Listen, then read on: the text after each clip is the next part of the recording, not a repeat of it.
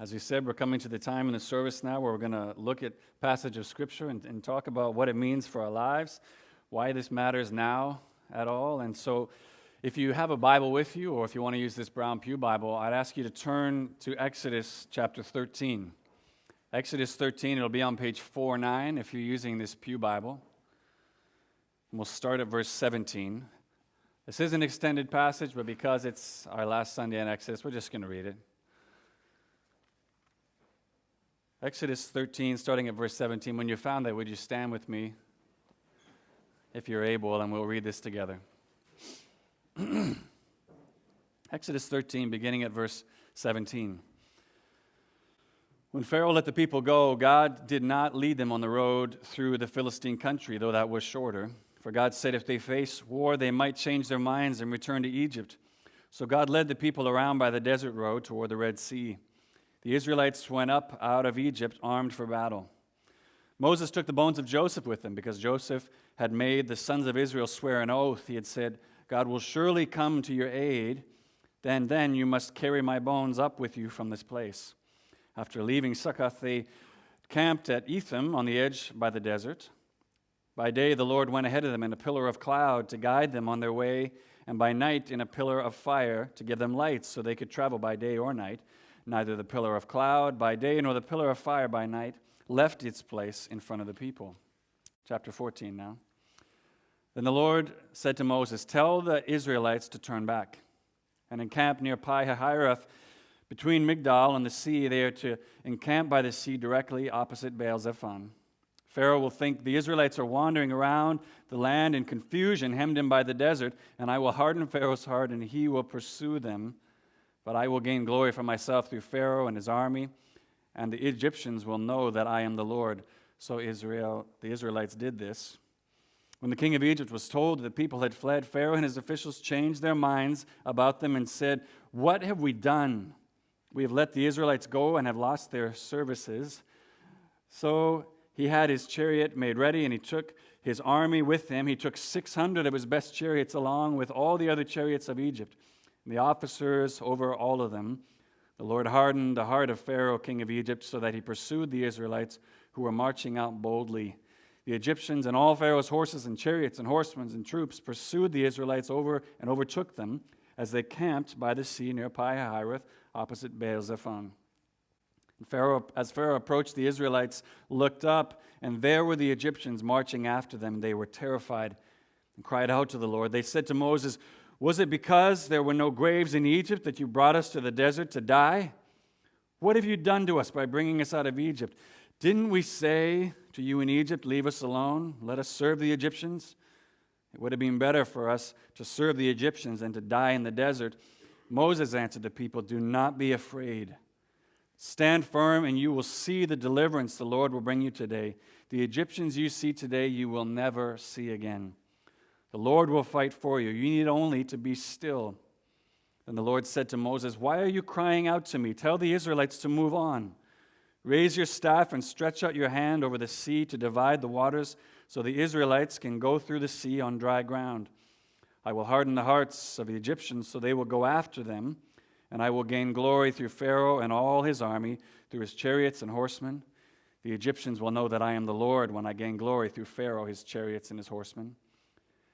Then the angel of God, who had been traveling in front of his army, withdrew and went behind them. The pillar of cloud also moved from in front and stood behind them, coming between the armies of Egypt and Israel. Throughout the night, the cloud brought darkness to the one side and light to the other side, so neither went near the other all night long. Then Moses stretched out his hand over the sea, and all that night the Lord drove the sea back with a strong east wind and turned it into dry land. The waters were divided, and the Israelites went through the sea on dry ground with a wall of water on their right and on their left. The Egyptians pursued them, and all Pharaoh's horses and chariots and horsemen followed them into the sea. During the last watch of the night, the Lord looked down from the pillar of fire and cloud at the Egyptian army and threw it into confusion. He made their wheels of their chariots come off so that they had difficulty driving. The Egyptians said, let us get away from the Israelites. The Lord is fighting for them against Egypt. And the Lord said to Moses, stretch out your hand over the sea so the waters may flow back over the Egyptians, their chariots and horsemen.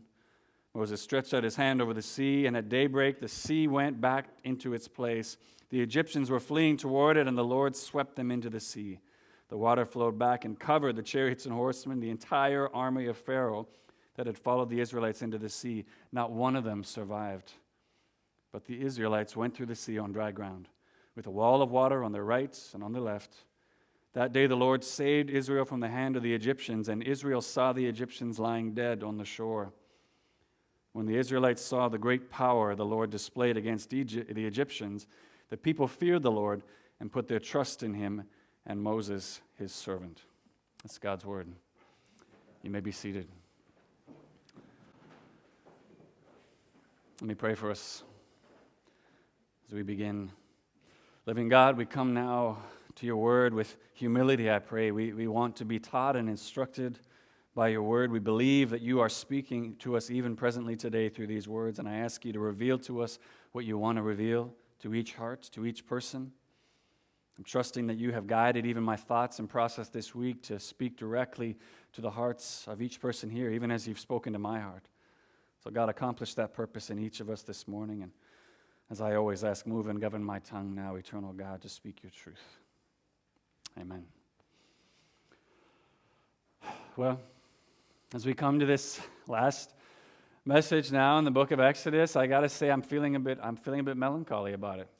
I don't want to let it go. It's almost like as a close friend who's come to visit me, and now I don't want to see him go.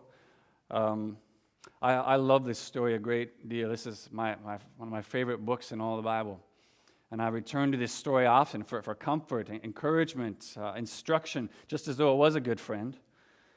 And then, just having this concentrated time for these past 12 weeks has just been really special and enriching for me, and I pray it's been the same for each of you as well. As we said on the very first Sunday of this series, this whole story is just such a classic tale. It's a powerful story, even just on its own, and it's got so many familiar sections and landmarks on it that you probably know a lot of the story, even if you've never grown up in church hearing it. You probably know about, baby Moses in the basket on the river, or God speaking to Moses out of a burning bush, or even God sending plagues against the Egyptians. Now, we know about those things mostly because this story is it's just inspired so many other things in our culture and time, stories, movies, songs. It's been inspired all these things. So now these elements, they're kind of woven into our collective cultural memory. Now, I'm speaking as a North American. I can't say if that's all cultures, but we just kind of know this stuff now. And as we come to this last message now, and we look at this part today of this story of the crossing of the Red Sea, it's no less a part of that familiar landscape of this story. In fact, I'd say that Moses and the people of Israel crossing the Red Sea is probably the most familiar of all those landmarks. I mean, if you're my age or older, you can't read this part of the Bible and not see Charlton Heston standing there in the bathrobe and the long white beard and saying, "Behold," and parting the water. Maybe if you're younger, Christian Bale, whatever.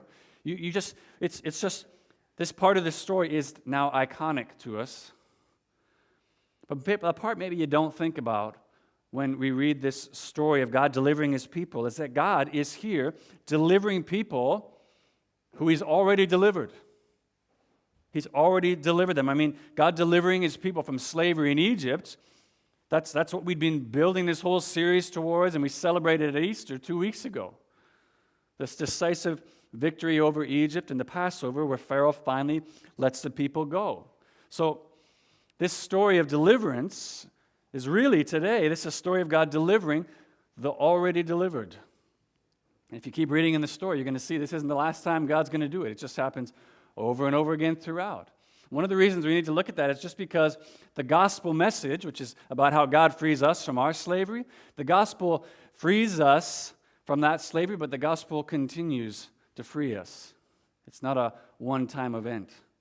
We are freed and enslaved once and for all, but the message and the power of the gospel continues to free us as we go about our Christian life. And the reason why that's so important for God's people then and why it's so important for us to look at today is for this simple reason. Once we've been freed from our slavery to sin, we will continue to need to rely on our Redeemer to deliver us because our old slave master is always seeking to enslave us again. He's always seeking to enslave us again. And if we're not prepared for that, if we're caught off guard by that, if we have wrong expectations even about that, we're going to be in terrible danger of doubting the goodness of God, and we're also going to be in danger of actually wanting to return to the very places, people, and things that we've been freed from. So to help us prepare for that day, which is absolutely coming, or maybe to help some of you for whom that day has already come, I want to look together at this story of God's delivering of the delivered. And I want to look at it in just three ways this morning. I want to show you the incomprehensible path, the enemies along the path, and then finally, the path of the redeemed. Those three things, the incomprehensible path, enemies along the path, and the path of the redeemed. So if you close your Bibles, I ask you to open them again to Exodus 13. Follow along with me as we dig into this together. Okay, so the first thing we'll look at this morning, the incomprehensible path. The incomprehensible path. Now, we need to look at this first of all because as we just read, before Israel even encounters a single enemy on their way along to the promised land, God is going to lead his people on a path that's going to look like either God is just indecisive, has no clue where he's leading his people, or God knows exactly where he's leading his people, and his plans are not to deliver them at all, but to destroy them. That's what it's going to look like at first to God's people. Look at verse 17 here of chapter 13. When the people of Israel, when the Pharaoh let the people go, God did not lead them on the road through the Philistine country, though that was shorter, for God said if they face war, they might change their minds and return to Egypt. Okay, so far so good. Okay, that's consistent with what we've seen of God and caring for his people, leading them out, protecting them from things that he knows are going to frighten them and be too much for his newly redeemed people. If you look down to verses 21 and 22 there, here we see this is where God's leading his people through the wilderness with this pillar of cloud and fire. Always, verse 22 tells us, keeping this protective place in front of the people. But look now back at verse 18 of chapter 13. Listen to what we see there. Verse 18 of chapter 13. So God led the people around by the desert road toward the Red Sea. The Israelites went up out of Egypt armed for battle. Now, initially, that means nothing either to God's people then or to us now. It's just descriptive of the journey. It's not until chapter 14 that we see why verse 18 is such a big deal. Turn there with me to chapter 14. Verse number 1. Here we read these fateful words. Then the Lord said to Moses, tell the Israelites to turn back.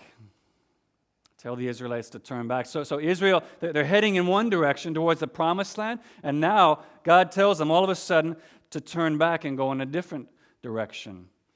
If you look at the rest of verse 2, God is actually really specific about where he wants them to go even. He tells them to go to this place, Pi-hahiroth, which is directly between the Red Sea, and right across from this place, Baal-zephon. He's giving them very specific place there to go.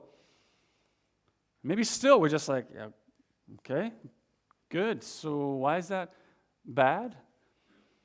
Well, we see when we look at verses 3 to 4 now of chapter 14, we see immediately why this is so incomprehensible at first. Look at the reason God gives for this change of direction. Verse 3, God says, Pharaoh will think the Israelites are wandering around in the land in confusion, hemmed in by the desert, and I will harden Pharaoh's heart, and he will pursue them. So, literally, God just told Moses to lead the people back to camp at a place by the sea for the express purpose of goading Pharaoh, who they just escaped from, to now come after them again. It's like, I mean, if this is a phone call, I know Moses is going to be like, oh, sorry, God, the reception's super bad here. Can you say that last part again? Because it sounded like you said you wanted us to go back to by the sea so that Pharaoh would come after us. Could you just... Oh, okay. Okay, so that is what you said. Okay. Like, what's going on? And then we see that's exactly what happens. Verses 5 through 9 here now tell us. Moses takes the people where God's told them to go, and Pharaoh comes after them. It's exactly what God said they were going to do. All his foot soldiers and chariots, he sends out after them. And it sounds like Pharaoh is looking out from his balcony and just seeing them wandering around, and he's just like, what were we thinking, letting these guys go? Look, they're just going to wander around in the desert for a few weeks and die. What a waste. Go get them. So what makes this path that God leads his people on so incomprehensible is that right after delivering them from slavery in Egypt, God seems to be leading them right back into harm's way. I mean, it looked at first like he was helping them out and avoid trouble, but now it looks like God's leading them directly into it. So the reason why that's helpful, actually, for us to look at is because, first of all, we get to read the rest of the story, okay? We get to see how God leads them through and that he's got a purpose in it, that he's not trying to destroy his people. So that's great, because here's the problem. Many of us have either been told or we've just wrongly believed that following God is going to be a trouble-free experience. And it's not.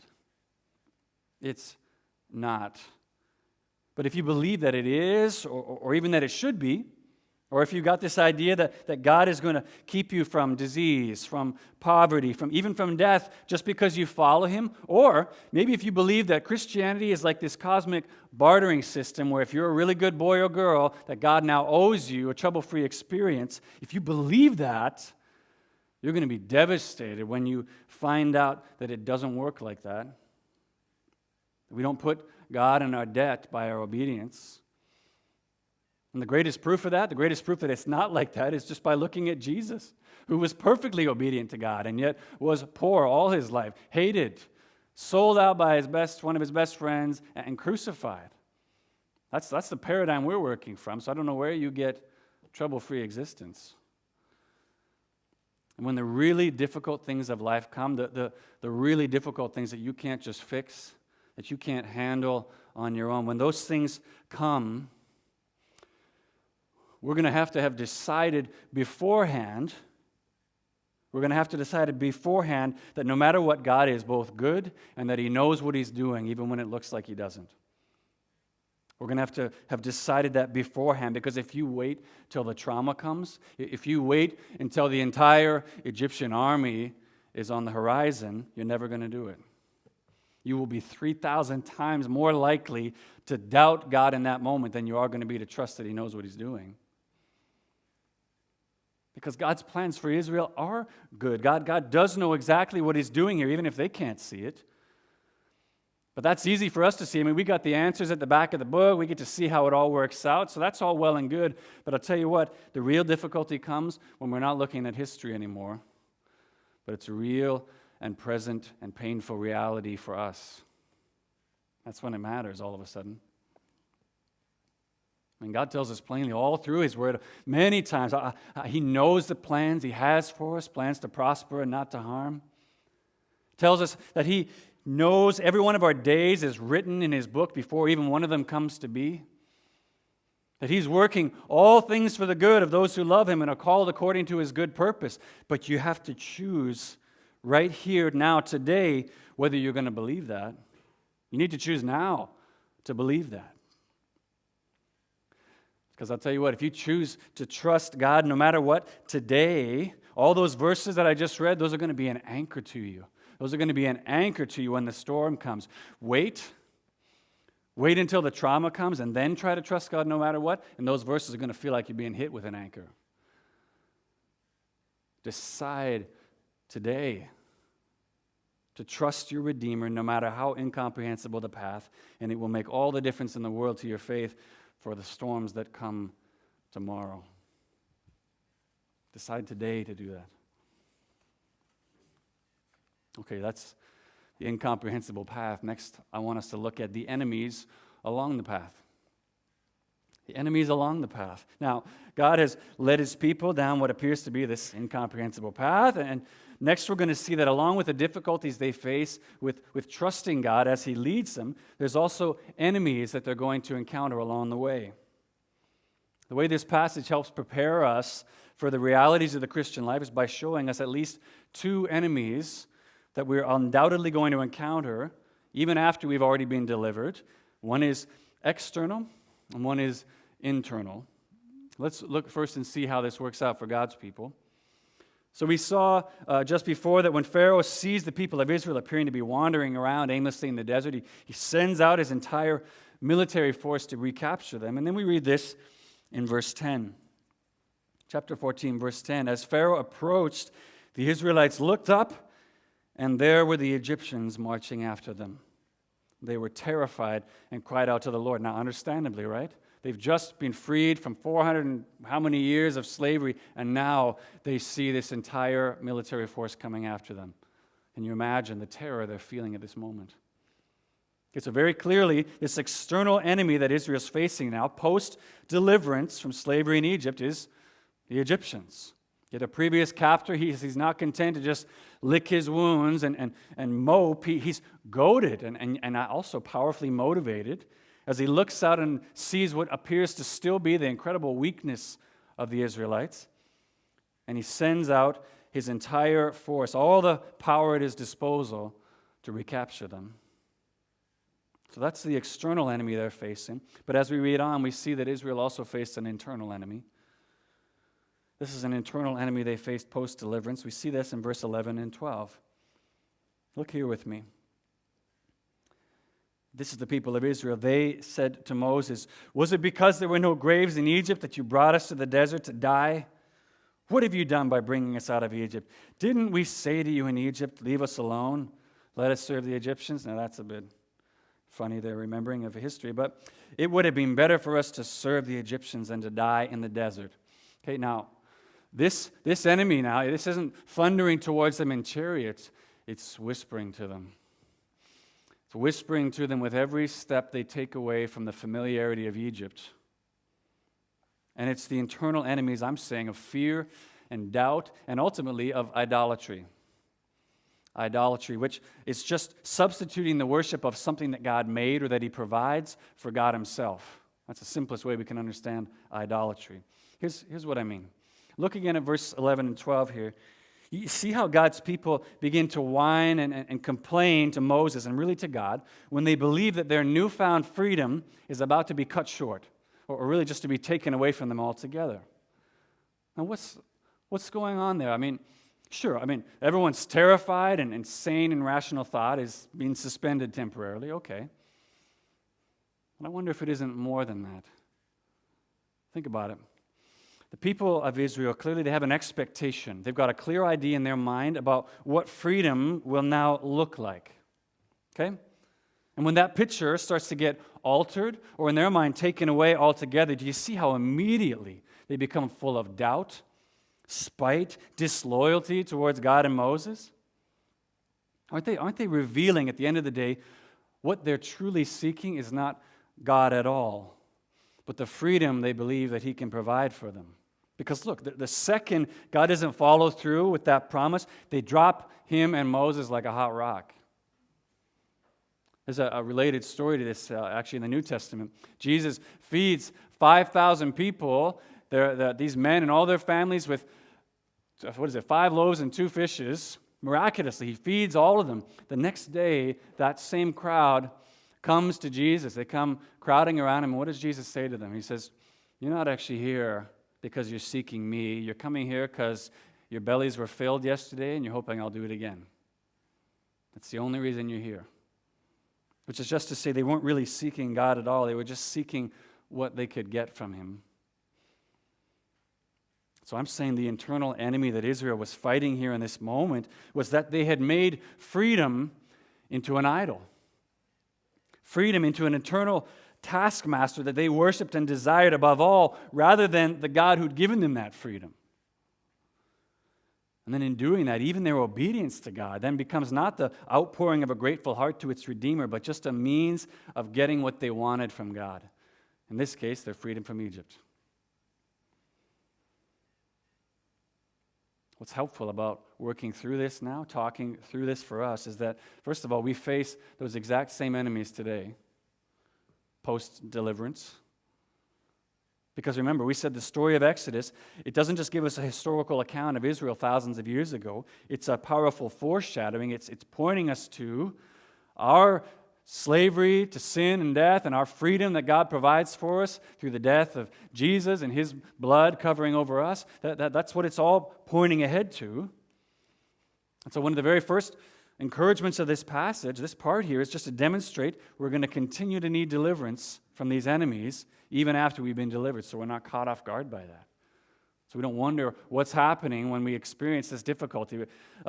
It'd be like if you grew up in a family where you never saw your parents fight in front of you, and then you get married and then you have a fight with your wife, and all of a sudden you're like, oh, I didn't even know this was supposed to happen. There must be something wrong here. The encouragement of this passage is just to say, no, there's nothing wrong. This is part of our experience now post-deliverance. So let's look at these quickly. Externally in our own lives, the kind of enemies that we're going to face post-deliverance. Now, that's going to come in many forms. I hesitate to even use the word enemies because we're talking about people in a sense, but these people are not our enemies. Okay, the scriptures, particularly places like Ephesians 6, are very clear that the only external enemy that we truly face, the only slave master still seeking to get back what he lost, is the very one that Jesus has already freed us from. It's the devil himself. Okay? Like Pharaoh, Satan continues to rage at losing us in his service, and he pursues us at every opportunity. That's the only real external enemy we face, but that enemy manifests itself through people now in our lives in a lot of different ways. Some of the ways you might experience that today is maybe pressure that's put on you. Pressure that's put on you by an unbelieving spouse or a significant other who's maybe going to constantly emotionally manipulate you and pressure you to get back to being that fun person you used to be before you found Jesus. Maybe it'll be the humiliation and berating of a professor or a boss who finds out that you just became a Christian and wants to just hit at you every day to try to get you to discard this new time-wasting faith that you have. Or, do you know what? On the other hand, it could just as easily be the sermons and the encouraging messages of a hyper-conservative pastor or friend who wants to constantly downplay grace and try to guilt you back into that endless cul-de-sac of trying to earn your salvation by keeping the rules. All of those are forms of enemy coming against us, trying to get us back to Egypt. Internal enemies is a bit trickier and actually much harder to detect because the reason is that they're often built around or attached to good things that we should want, that we should be pursuing. I mean, was it wrong for Israel to want to be freed from their slavery? Is it wrong for us to want to live a morally pure life before God or for people to like us or to have relational intimacy with someone? No, absolutely. None of those things are wrong. What's wrong is when we want those things more than we want God. When we're willing to just chuck God, to leave Him behind if it means not having that thing. And the way you know every single time when one of those internal enemies is actually an internal enemy, the way you know every single time is when that good desire, when it's moved into idolatry, you know is because it makes your desire for that thing, your pursuit of that thing, makes you long for your old life before you were freed from slavery. And I'm trusting that every single person in here knows what I mean when I talk about desiring that life before when we were in slavery, that nagging video playback that keeps coming to us time after time in our lives. Look again at the really pitiful and sad summary of Israel's whining and begrudging of God in verse 12. Remember, God's people are saying, why did we ever leave Egypt? We should have never gone. It would have been better for us to serve the Egyptians, they say, than to die in the desert. Do you hear that? If God won't give them the thing they want, when they want it, and how they want it, they'd rather go back to what they'd just been delivered from than go another step with God. And what we all fail to realize, all of us, every single one, Israel then and us now, is that the video playback the video playback of our life before we were redeemed, the life back in Egypt, that video is being highly edited and photoshopped. And it's incredibly selective in what it reminds you of. And I'll tell you what, every time what's advertised in that video, you are never going to get. It's not going to follow through. But when we give into it, when we give in to that way of thinking and to that internal enemy that tries to point us back, it's going to look a lot of different ways. These are some examples, but it could look 1,000 different ways. I'll tell you what, every time an already delivered spouse feels that intimacy, it takes too much effort or time, and so they seek a counterfeit form of intimacy in pornography or fantasy or whatever, what you are choosing to believe is that edited video. You're believing that life was actually maybe better in Egypt. Every time an already delivered boyfriend or girlfriend compromises on what they know God forbids in order to hold on to that relationship, they don't want to let it go, what they are choosing to believe is the edited version of the video, that life was actually better in Egypt. Any example you can think of where you justify being disobedient to what God's shown you in order to get it is you believing that edited video, believing that life was better in Egypt. And we need to fight against that day after day with the things we talked about last week, those pieces of remembrance that God's given to us to remind us what we've been freed from and what it cost to free us. The community of remembrance, one of the most immediate places we can always go to help us. The path that our Redeemer has for us, incomprehensible as it may seem at times, spotted along the way as it is, with enemies without and within that want to drag us back to Egypt, that path that God has for us is still always better. He truly does have a superior destination in mind for us. He does. But we can't walk that path on our own. That path is only walkable. We only escape those external and internal enemies in the end by the grace and enabling of our Redeemer. It's the only way we do it, which is going to lead us now to finally look at the path of the redeemed. The path of the redeemed.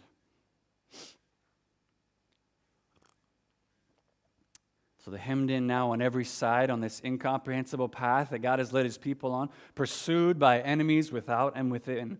God's people are truly here without any hope on their own, right? There's no chance of escape. They will this day undoubtedly be killed, or by the day's end they'll be back in Egypt making bricks without straw. That's what undoubtedly will happen. And how many of you, even this morning, could say that you felt exactly this way, where you feel like you are at option's end? You got nothing else to draw from, and you are completely empty now. Or you just say to God, "I'm sorry, I got nothing here." I mean, if you really want that thing to happen, you're going to have to do it all, because I can't make it another step here. Have you been there before? Maybe some of you, that's where you're at right this morning. If there's anyone in this story who felt exactly that way before, it's Moses.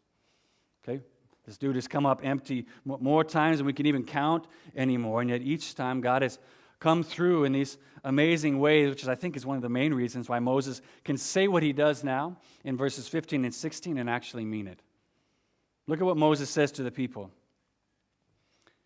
He says, 13 and 14, he says, "Do not be afraid. Do not be afraid. Stand firm, and you will see the deliverance the Lord will bring for you today. The Egyptians you see today, you will never see again. The Lord will fight for you. You need only to be still." Now, do you know that moment when you listen to your kids talking and they repeat something that you said to them a little while back as you were teaching them about something, and they say it to one of their friends, and you were like, even though you're pretty sure they don't fully get it, you just are like, "Awesome. Yes, that's right." I think that's a bit how God's feeling right here now, as Moses says this to the people. He's finally starting to get what God's been saying to him all this time.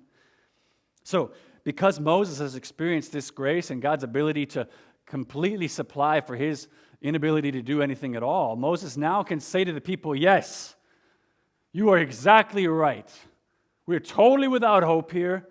We're outgunned, we're outmanned, we're out everything. We're totally at the mercy of God here, but now watch. Watch. Just quiet down. Stop trying to assess your own abilities and watch what God can do with His immeasurable ability. And that's exactly what God does. He completely delivers His already delivered people from an otherwise unwinnable day. In a series of events that's now very familiar to us, God, first of all, moves the cloud of protection in front of Israel to behind them. So now it's completely dark all night for the Egyptians and light and safe for God's people, Israel. Then Moses stretches out his hand, and God sends His strong east wind that builds up these walls of water on either side and a dry path for Israel to walk through the sea. Look again at verse 22. It says, the Israelites went through the sea on dry ground with a wall of water on their right and on their left. Now, I don't have time this morning to deal with apologetic for can this sort of thing actually happen. I'm going to operate right now under the assumption that it does. And some other time I would love to talk with you about that. This morning, let's operate under the assumption if God is the one who made creation, He can do that. Okay? So a situation that appeared without any hope whatsoever, now God makes a way for His redeemed people to walk through. From this sure defeat, now victors by God's grace alone. Verses 22 to 23, the Egyptians still try to chase after them, right? They're still coming after them. And then we see in verses 26 to 28, God's frustrating their efforts, and then ultimately He completely defeats them. All of this is still a part of God's plan of deliverance for His people. They're drowned in a moment, and Israel sees the bodies of the Egyptians washing ashore on the very much like it's actually a really crazy, eerie reminder of a picture from before when the sons of Israel were thrown into the Nile River. Now here the shore is filled with the bodies of Egypt's sons. And so we see God's plan of deliverance for His redeemed people to make a way of escape for them from an otherwise inescapable situation, getting glory for Himself as He judges Pharaoh and the Egyptians, and really training God's people in this moment. He's training them to trust Him, to deliver them, even when the circumstances to them look incomprehensible and hopeless. That's what He's demonstrating to them in this moment. Very quickly, I want to see a few things that we can learn from this path that God opens up to deliver His people once again. First of all, deliverance is all of God. Deliverance is all of God. We see that explicitly in verses 13 and 14. Moses says very clearly there, God's going to be the one doing this. God's going to be the one putting on the fireworks show, okay? Your only job here is just to be quiet, be still, and watch what He's going to do, to put all your trust in Him to deliver you. It's all going to be of God who's going to do this. That's the first thing we see this. That's the same for us. The only way we experience continued deliverance is by putting all of our trust in God. Secondly, we see God will make a way out. God will make a way out. Just as we see God providing this amazing path of deliverance for His people from their enemies, He will do the same thing for us today. Apostle Paul tells us in 1 Corinthians 10, after describing this very situation of crossing the Red Sea, listen to what he says in verse 12. So if you think you're standing firm, be careful that you don't fall. A familiar verse to many of us. No temptation has seized you except what is common to man. God is faithful. He will not let you be tempted beyond what you can bear, but when you are tempted, He will also provide a way out so that you can stand up under it. So what God's saying is, no matter what temptation, no matter what enemies come against you, He's always going to provide a way out. That's what Israel had when they were about to be brought back into captivity, and it's what we'll have too when we face the temptation to watch that edited video of life back in Egypt and we're tempted to return. God will make a way of escape. The only thing that's different here now, there's a difference. Unlike the salvation that God provides, now He provides simply a means of escape, but we must still make use of those means. Israel still had to walk through the open way that God had made for them. In the same way, God promises a way of escape. He'll make it available, but we need to make use of those means ourselves when He provides it. Last thing to see is that deliverance is by faith alone. Deliverance is by faith alone. Along with providing those means of escape that we saw in verses 22 and 29, as Israel made use of God's means of deliverance, they're once again delivered from the hand of Pharaoh. And yet, one of the things that was so masterfully pointed out to me as I was studying this passage and heard a message from Tim Keller, a pastor out of Redeemer Presbyterian in New York, talks about this crossing of the Red Sea, and he says something interesting. He says, really, the crossing of the Red Sea is an act of faith. Hebrews 11 tells us that the people of Israel walked through the sea on dry ground by faith. It actually says the Egyptians couldn't go through because they didn't have faith. But what's interesting to see is that there were actually all different levels of faith as they went through. Do you know that? Everyone was in all different places as they walked through that open pathway. Some people had victorious faith. They were like, look at what God just did. Wow, what an amazing God we have that He would do this for. Look at this, Egyptians. Ha! Walking through, and yet at the same time, there were people who every step they took, I mean, they were hyperventilating into a bag. The whole time they were just like, we're going to die, we're going to die, we're going to die. All different levels and everywhere in between of faith, and yet this is what Keller says, and it's so important for us to hear. Listen. It was not the quality of Israel's faith that delivered them that day. It was the object of their faith that delivered them. It was not the quality of Israel's faith that delivered them that day. It was the object of their faith, the one that they put their faith in. Which is just to say, it isn't today for us how perfectly we display faith in God to deliver us that's going to determine the degree of our rescue. It's just the one that we put our faith in that determines that.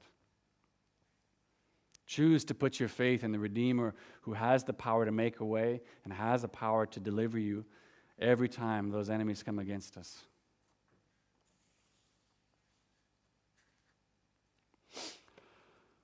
So, this is where we leave the story of Exodus, actually. We leave it right here, at least for the foreseeable future. And do you know what? This is actually perfect.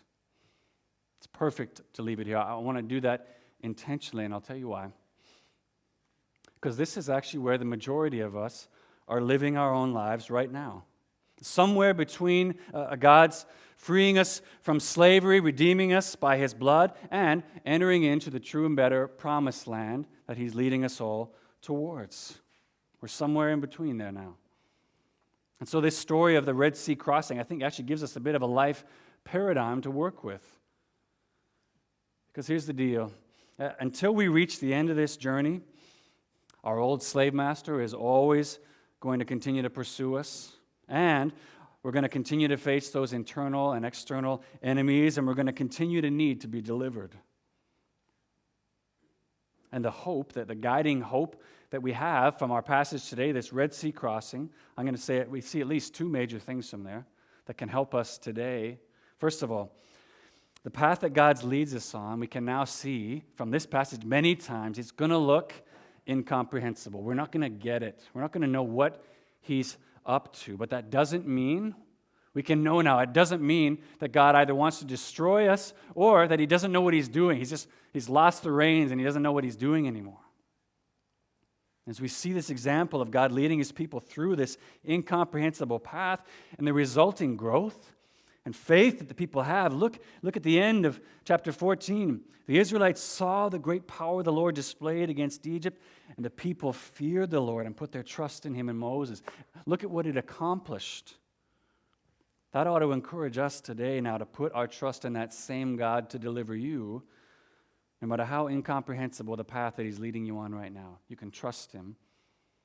He does know what He's doing. Second thing we see is that God is also always faithful to open a path of deliverance for His redeemed children. When the chariots come rumbling towards us again, when that video playback starts to go again, encouraging us to go back to Egypt, He will always provide a path of deliverance. He will make a way of escape for you. He hasn't just left you on your own to figure it out now. He's always going ahead of us, and He will make a way to deliver us. Now, maybe some of you would say, well, wait a minute. I don't I don't feel like that. I don't feel delivered at all.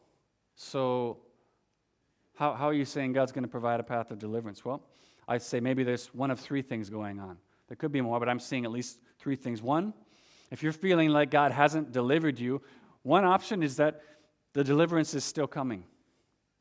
Deliverance is still coming. You're where Israel was, just camped on the shore, seeing the Egyptians coming. It feels like it's too late, but the deliverance is still coming. So the promise for you is like Moses said, you simply need to wait and be still and trust that deliverance is coming. Second option is that as you struggle with these enemies, actually God has provided a way of deliverance for you, and you're just not taking it. He has provided a way, but you don't like it.